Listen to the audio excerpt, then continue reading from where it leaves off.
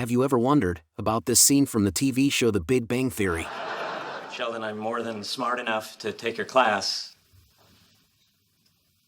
No. During the episode titled The Junior Professor Solution, Sheldon quizzes Howard on his knowledge of physics to determine if he's smart enough to take his class.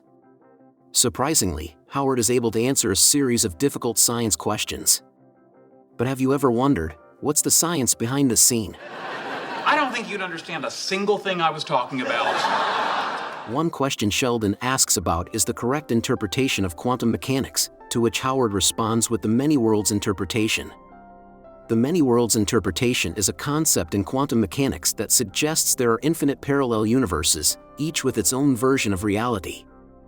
Sheldon also asks Howard about the ground state of a quantum system and Feynman's trick for evaluating integrals.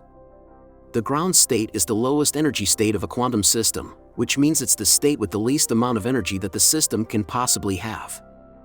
Think of it like a stationary soccer ball on a soccer field. It's in its lowest energy state.